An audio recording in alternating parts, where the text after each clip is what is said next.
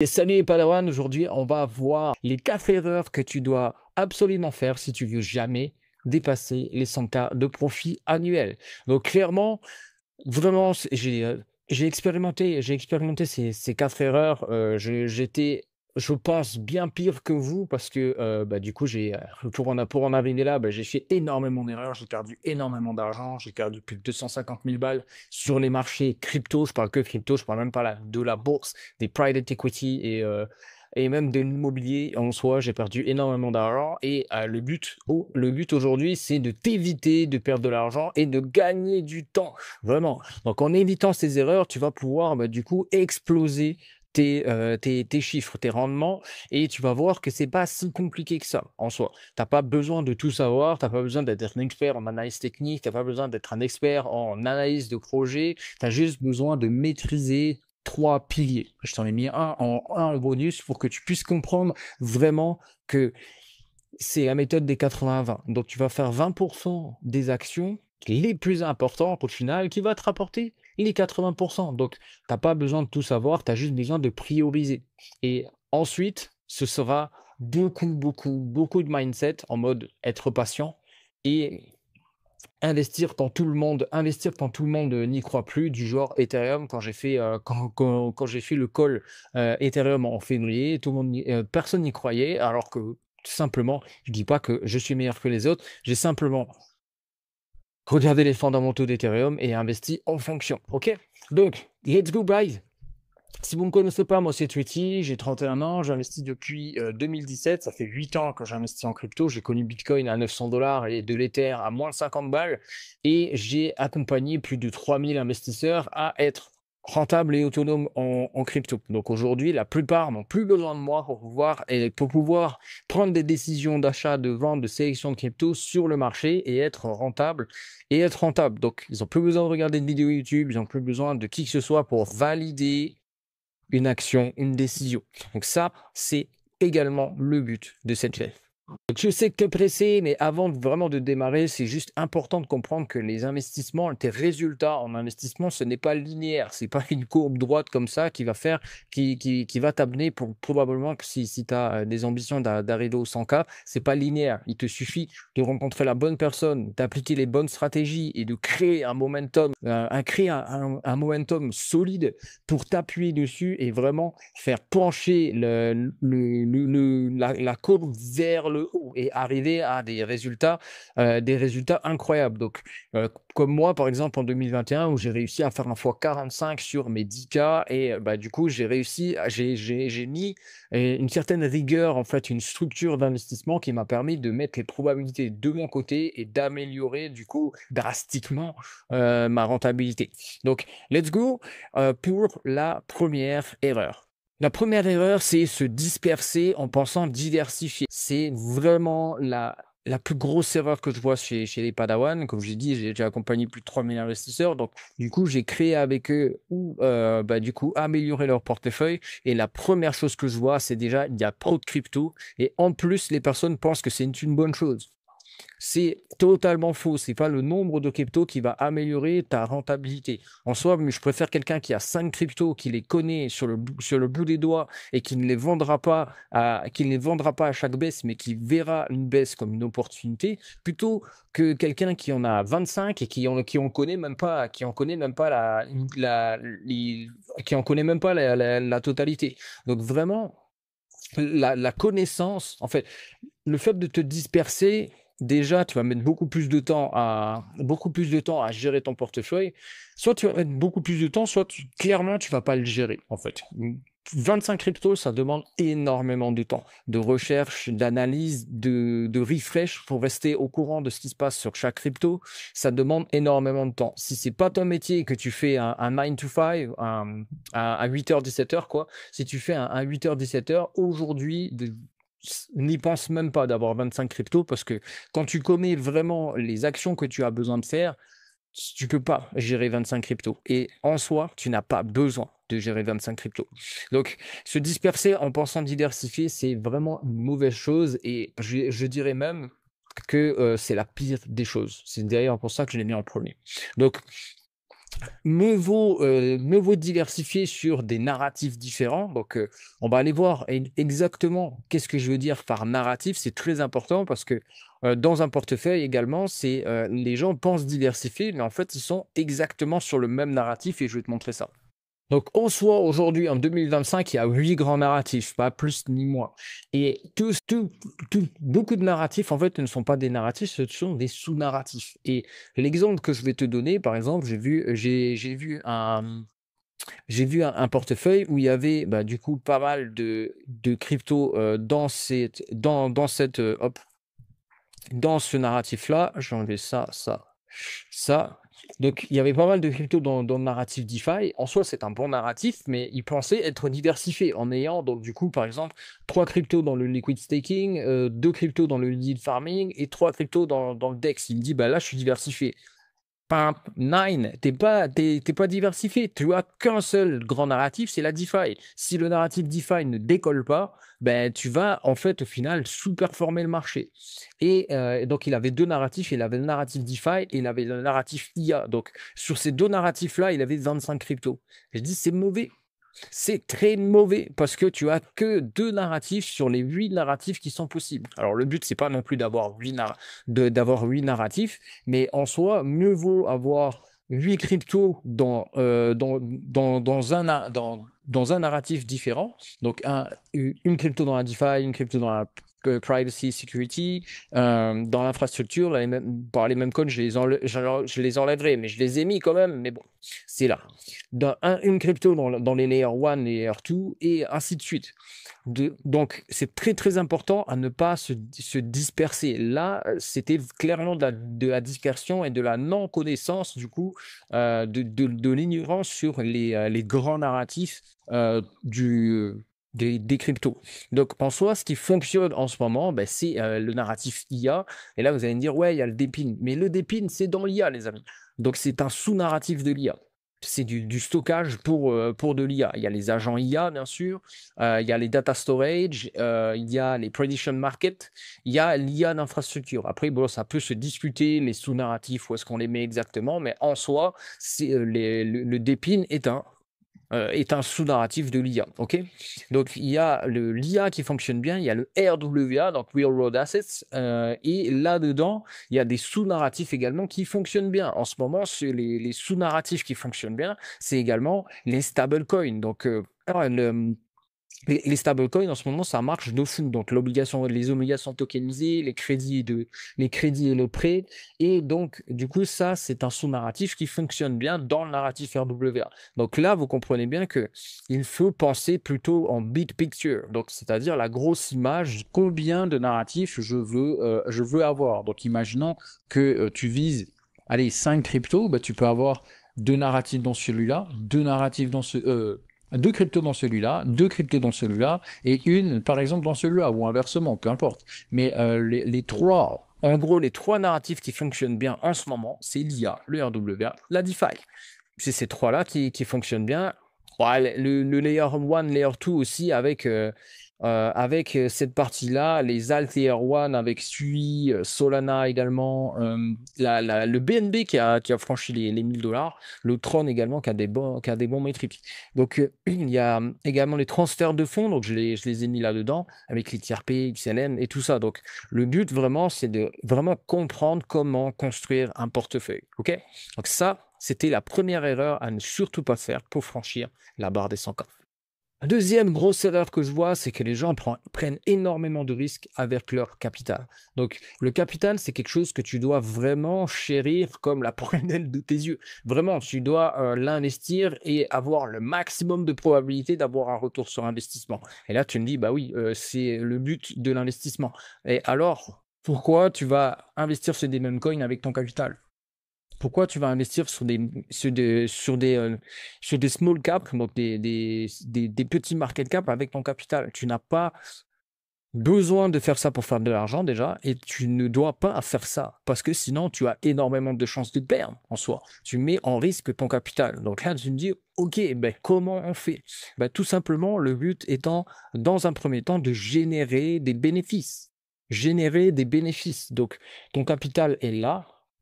Le but étant de générer des bénéfices, donc un peu de bénéfices, donc capital, bénéfice. Et ensuite, ce bénéfice-là, de l'investir, donc du coup, dans une poche de liquidité qui va être, donc du coup, le risque. Et c'est comme ça qu'on fait. Donc, parce que quand tu vas prendre des risques sur ton bénéfice, ben, en soi, c'est des risques sur ton bénéfice, pas sur ton capital. Et là, tu peux aller chercher, des gros rendements, et des fois 10 et des fois 50 si tu veux, parce que si tu le perds, ben, tu as toujours ton capital pour encore générer des bénéfices. Parce que là, ce que les gens font, en fait, le modèle qu'ils ont, c'est qu'il y a le capital ici, ils vont prendre une partie de là pour aller faire du risque. Et tu vois? Et donc, du coup, bam, ils perdent de l'argent, donc ils perdent ça. Donc, le capital, du coup, il fait ça. Et ensuite, ils vont refaire encore, ils vont reprendre du risque ici, bam, ça refonctionne pas. Et le capital, il va s'amenuiser. Donc, du coup, bah, ils arrivent à un moment où ils se disent putain mais ça marche, ça fonctionne pas, comment je fais? Et ben du coup avec ce qui me reste je dois maintenant prendre le maximum de risques pour me refaire, et c'est exactement une attitude de gambler, c'est-à-dire de joueur de casino. Quand je perds tu doubles, quand tu perds tu doubles, tu perds tu doubles, et en fait tu vas doubler mais avec ton capital, et c'est très mauvais de faire ça. Il faut absolument pouvoir donc du coup d'abord générer des bénéfices, ensuite prendre des risques, ok?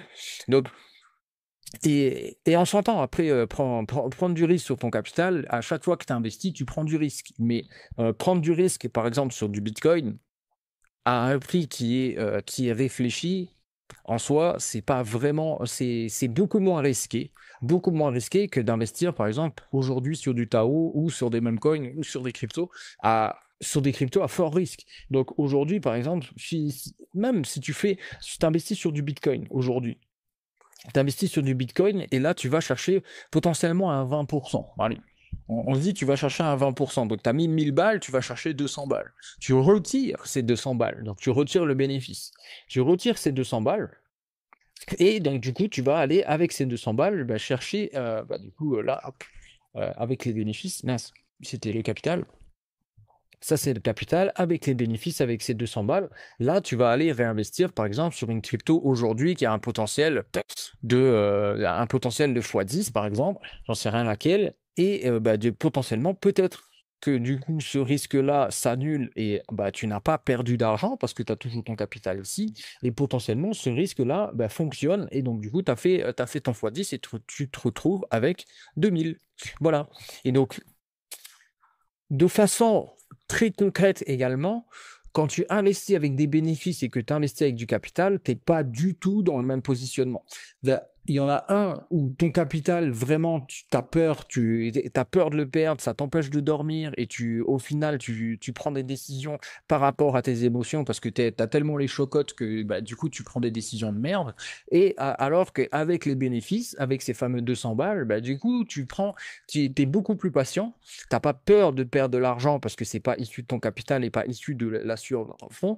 Et derrière, tu vas prendre des meilleures décisions parce que tu sais, tu l'as déjà valorisé et tu as déjà une idée en soi de comment valoriser le capital. Donc, enfin, comment valoriser le capital en bénéfice pour pouvoir, donc, du coup, le réinvestir ailleurs et prendre un peu plus de risques. Donc, mieux vaut commencer petit, ça c'est certain. Tu vas commencer petit, mais mieux vaut commencer petit parce que tu vas prendre une habitude de prendre des profits. Tu vas prendre une habitude de prendre des profits pour ensuite le réinvestir. Ça, c'était la deuxième erreur à ne pas faire, prendre du risque sur ton capital.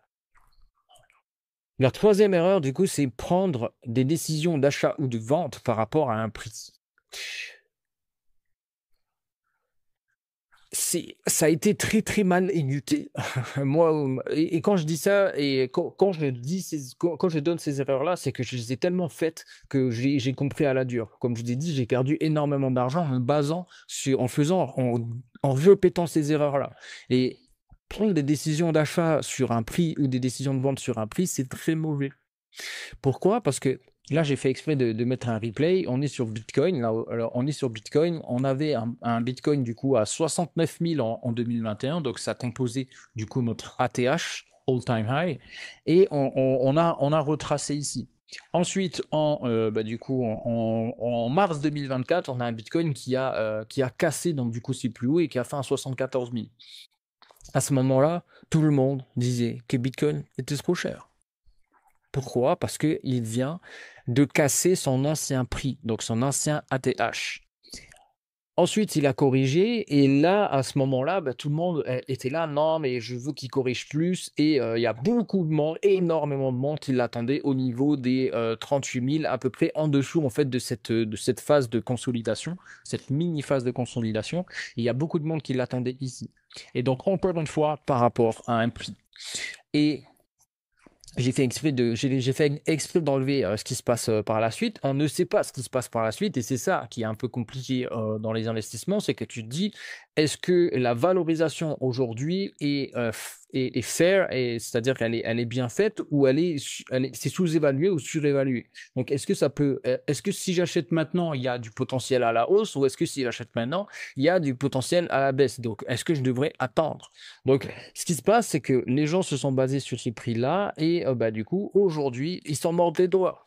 Un Bitcoin à 60 000,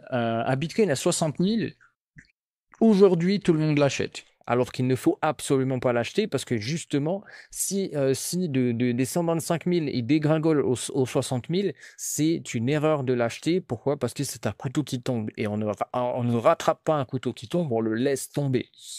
Euh, alors qu'à l'époque, 60 000, c'était beaucoup trop cher.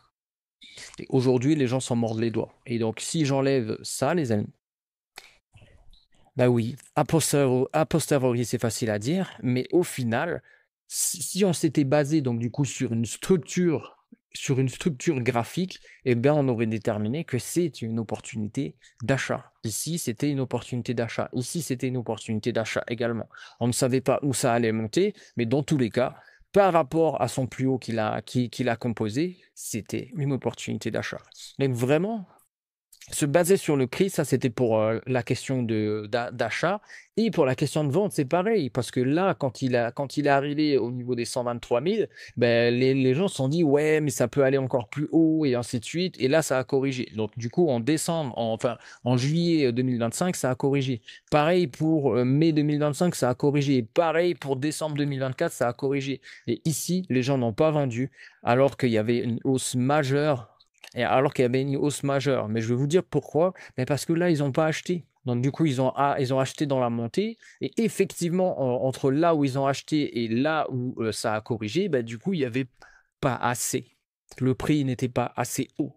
Et donc, tu rates énormément d'opportunités, que ce soit à l'achat ou à la vente, quand tu vas te baser sur le prix. Il faut absolument que tu te bases sur des filtres d'achat et de vente. Et je vais te montrer ça. Je vais te montrer ça juste après. Donc ça, c'était la troisième erreur, te baser sur les prix. C'est une erreur fatale, vraiment. La quatrième erreur, c'est de ne pas avoir de gestion du risque. Et là, beaucoup de clients chez moi ont du mal en fait à voir qu'est-ce que c'est la gestion du risque, comment on gère le risque dans un portefeuille crypto ou même dans un patrimoine global. Et ça va être très simple. On va parler d'allocation. Donc l'allocation de ton cash sur les différentes catégories en fait de crypto et de risques en fait que tu peux avoir. Exemple très facile à avoir, Bitcoin, Ethereum, quel niveau de risque tu vas y accorder? On va dire, du coup, c'est minimum de risque et moins de risque et par contre moins de rendement également. Ok, donc c'est assez simple. Donc ici, on a un corps de portefeuille. Donc le corps, c'est la partie où on va allouer une grosse partie parce que cette partie-là n'est pas faite pour gagner énormément d'argent. Elle est faite pour ne pas en perdre. Et aujourd'hui, ceux qui ont un corps de portefeuille composé de Bitcoin et d'Ether sont largement plus, capitalisés, donc ils ont fait beaucoup plus de rendement que n'importe qui s'est placé donc du coup sur des altcoins ou sur des mêmes coins.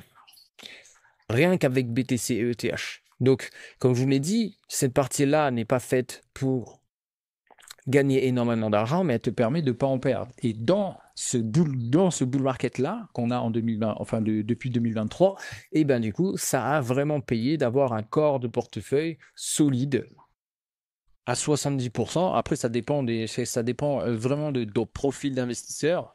Mais en tout cas, avoir un corps solide entre 50 et 80%, c'est vraiment ultra indispensable. Et bah, pendant les baisses qu'on a eues, qu'on a eu là, ici, bah, ça permettait donc du coup d'avoir un portefeuille qui est résilient et qui permet de rester dans le positif. Rester dans le positif.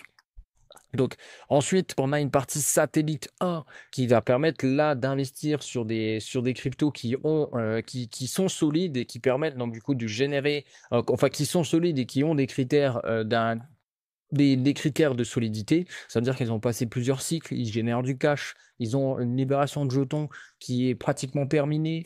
Ils ont des métriques de ce genre-là et qui permettent donc du coup d'investir 20% par exemple, hein, du capital. Donc là, on va chercher quand même un momentum sur ces cryptos-là et en investissant quand même 20%. 20%, c'est énorme. Parce que il y a un truc à comprendre aussi dans la gestion du risque, c'est que tu as juste besoin en fait de répartir ces investissements comme il faut et ensuite, tu n'as plus rien à faire. Tu as juste à respecter le plan en fait. Et par exemple, sur les satellites 1, ben, tu n'as pas besoin en soi de mettre énormément d'argent pour avoir des gros résultats. Parce que sur ces cryptos-là, tu as potentiellement entre x5 à x10, x5 à x10 en fonction de ta stratégie d'achat, tu peux aller les chercher. Notamment sur AAV, on a ce potentiel-là. Enfin, quand je parle de AAV, on a ce potentiel-là. Depuis que nous, on est placé, c'est-à-dire depuis 2022, ben, effectivement, on a ce potentiel-là d'aller chercher ce fameux x10 sans véritablement prendre énormément de risques. Donc, c'est ça le satellite 1. Tu as un peu plus de risques et tu as également un peu plus de rendement. Le satellite 2, c'est là que tu vas aller chercher du risque, là que tu vas aller chercher des cryptos à fort potentiel, mais avec une plus petite partie de ton capital. Donc, ici, tu vas, bah, du coup, par exemple, là, j'ai du Track, du Akash. C'est un wallet qu'on a construit, qu'on a construit de façon arbitraire. Ne vous inspirez pas de ce wallet-là, parce que tout simplement, aujourd'hui, en 2025, il a changé. Il y a des cryptos qui sont bien meilleurs, bref. Mais en tout cas, c'est pour l'exemple. Ici, tu vas pouvoir, donc, du coup, investir 10% de ton capital. Et si tu investis, donc, du coup, 5700, ben, tu vas pouvoir, donc, du coup, les répartir de cette façon-là. Et rien qu'en faisant ça, en ayant une allocation qui respecte, donc du coup, comme on le voit ici, ici on a, ici par exemple, on a 70%, ici c'était pour l'exemple, mais là on a 28%, et ici ben, on n'a plus qu'à mettre qu'à mettre les 2% qui restent. Et ici par exemple, on pourrait mettre 1%, par exemple. On pourrait mettre 1%, ce qui équivaudrait donc du coup à 57 dollars de notre investissement total. Et à partir de ce moment-là où on maîtrise, où on gère le risque, eh ben, imaginons que ici on perd tout l'argent. Ici, donc on aurait perdu potentiellement 3% du capital. Ben, ici, on va pouvoir se refaire.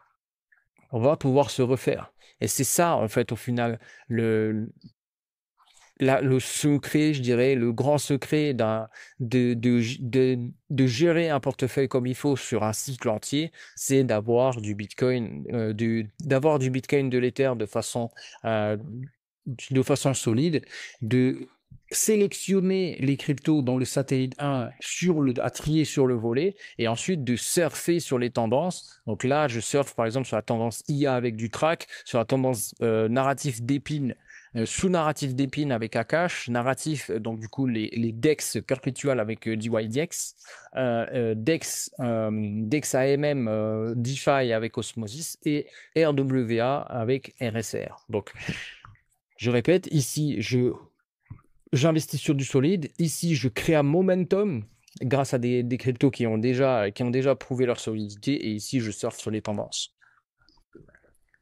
Et maintenant, tu es arrivé au fameux 100K. Qu'est-ce qu'il faut faire? Donc, ben, clairement, je vais te montrer un truc qui va sûrement t'aider. En tout cas, c'est la méthode Jedi c'est la méthode que j'ai mis en place et qui me permet donc du coup de pouvoir processiser, structurer en fait les actions qu'on a à mettre en place. Et le plus important dans tout ça, c'est la partie valoriser. Cette partie-là, valoriser. Et tu as seulement 3 piliers que tu dois maîtriser à l'intérieur, c'est-à-dire la construction de portefeuille, les stratégies d'achat de vente et la gestion du risque. C'est tout. Tout le reste, c'est que de l'optimisation. Ici, c'est pour générer du cash, donc en DeFi ou peu importe, en fait, avec des nourrices financières.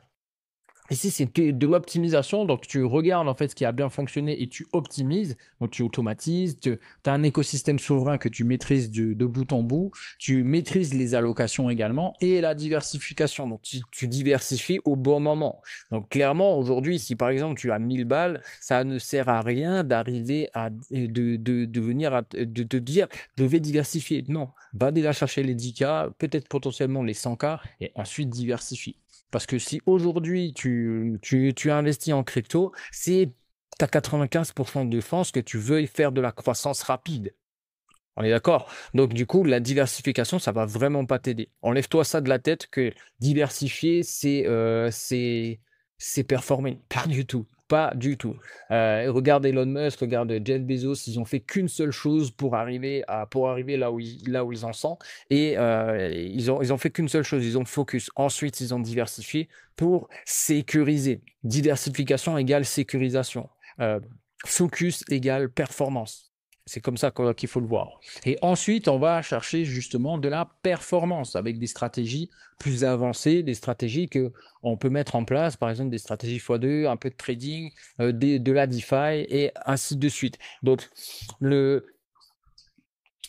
tout, en fait, et dans tout ça, c'est de se focus sur la valorisation. C'est ça qui va te permettre d'atteindre des 100K. Et tout ça, c'est que de l'optimisation. Donc, tu dois absolument construire un portefeuille que tu maîtrises, clairement, que tu maîtrises de bout en bout, que tu connaisses exactement les fondamentaux de chaque crypto que tu as et connaître également les structures, en fait, les structures graphiques pour te positionner à l'achat et à la vente. Ensuite, la gestion du risque se fait tout simplement avec un tableau de ce genre. D'ailleurs, si tu le veux, je te mets le lien juste en dessous et tu pourras aller le récupérer juste ici.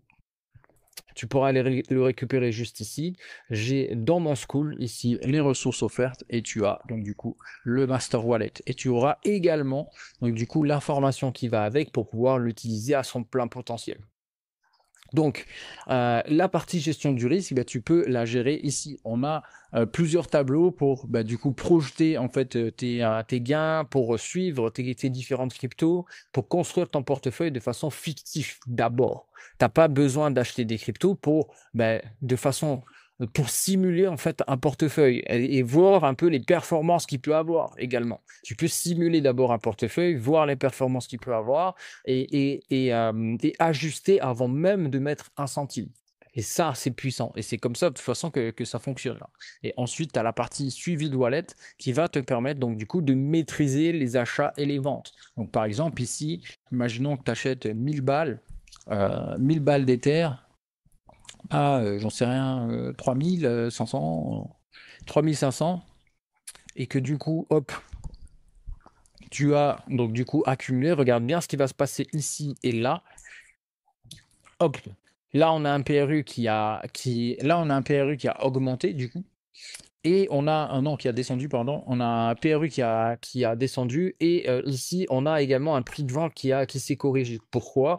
Parce que notre PRU il a augmenté. Et ici, on a décidé donc du coup de faire un x4 sur de l'Ether. Donc, on a déjà une stratégie de vente avant même d'acheter quoi que ce soit. Donc, on sait qu'on veut viser du coup un x4 et le but étant de se positionner. Bon, je prends l'exemple pour Ethereum, mais ici, est-ce que du coup, on avait dans cette zone-là, hop, ici, on avait dans cette zone-là la possibilité d'acheter de l'Ether et de viser un x4. Donc ici, de viser un x4. Non, c'était un peu plus bas du coup, c'était plus dans cette zone-là. Voilà. Et de viser un x4 dans cette zone-là. En fait, si tu avais si tu as réussi à acheter de l'Ether dans ces environs-là et que tu as une moyenne d'achat vers les 1200 balles, ben à la TH, tu aurais donc du coup déjà ton x4 et tu pourrais déjà sortir de position. Imaginons qu'aujourd'hui, bah, tu as plus un Ether vers les 2000, bah, du coup ton x4, bah, du coup tu vas devoir viser les 8000. Et c'est comme ça qu'en fait tu vas pouvoir maîtriser de bout en bout la sélection de tes cryptos. Est-ce que tu vas plus acheter des cryptos parce que tu as besoin, enfin parce que c'est une hype ou parce que ci ou parce que ça, tu vas plutôt réfléchir en mode est-ce que ça peut me rapporter, ça peut m'amener vers mon objectif. Si ton objectif c'est de faire un x4 sur ton portefeuille global, ben du coup il faut c'est mieux d'acheter des cryptos qui ont le potentiel de faire ce fameux x4. Sinon, la dernière chose, c'est de maîtriser du coup les stratégies, les tactiques, c'est comme ça que j'appelle, les tactiques de réallocation. Donc les tactiques de réallocation sont vraiment très intéressantes quand tu arrives dans ce genre dans ce genre de situation où tu as pas, potentiellement ici, c'est ce que j'avais fait dans une vidéo, mais imaginons que ici déjà, tu as un beau multiple, hein, déjà, ici tu as un fois 2,4. Tu as un fois 2,4 ici, euh, tu veux prendre des profits et potentiellement les réallouer. Mais où et comment? Ça, c'est la question. Et ça, c'est vraiment quelque chose, un game changer quand tu maîtrises la réallocation pour pouvoir, bah, du coup, empiler les multiples. Et en soi, par exemple, imaginons que tu veuilles faire un x4. Allez, on va prendre un gros multiple, mais tu veux faire un x10, bah, tu as tout simplement à faire un x5, puis un x2. Ou dans ce cas-là, imaginons que tu veuilles faire un x4, imaginons, ben là, tu as déjà un x2,4 au compteur. Et potentiellement, tu as juste à retirer ton capital ou des bénéfices et à aller chercher un autre x2. Un autre x2, par exemple, j'en sais rien, sur du Akash, est-ce qu'il a le potentiel de faire un x2 si je l'achète maintenant? Bah, le x2, il n'est pas stratosphérique, hein. Franchement, il est juste là, le x2, et il y a moyen, donc, du coup, d'aller chercher un x2 si je me positionne correctement. Et donc, là, si tu as fait un fois 2,4 et tu retournes chercher un fois 2 dessus, du coup, tu as fait un 4,8. Tu as fait pratiquement un fois 5. Donc, c'est comme ça qu'on fait des gros chiffres. Et c'est comme ça également qu'en 2021, j'ai réussi à faire des gros chiffres. Donc, d'abord, j'ai fait un fois 5, puis un fois 4, puis un fois 2,25. Et ça m'a amené, du coup, un fois 45. Et c'est comme ça, en fait, que j'ai réussi, du coup, à faire un fois 45. Alors, vous savez, tout de suite, j'ai pas, à la base, je voulais faire un x20. Je savais même pas si j'allais y arriver. Et avec ce x20, bah, du coup, je me suis senti pousser des ailes et j'ai posé mes couilles sur la table et donc, du coup, je suis allé chercher un fois 2,25. À refaire, je le refais pas parce que j'ai très très mal dormi le soir. C'est j'ai tout réinvesti d'un coup sur un coup de poker. Là, c'était vraiment un coup de poker pour aller multiplier ce capital-là. Mais en soi, déjà comprendre les tactiques de réallocation et que tu n'as pas besoin de faire un x10 sur toutes les cryptos pour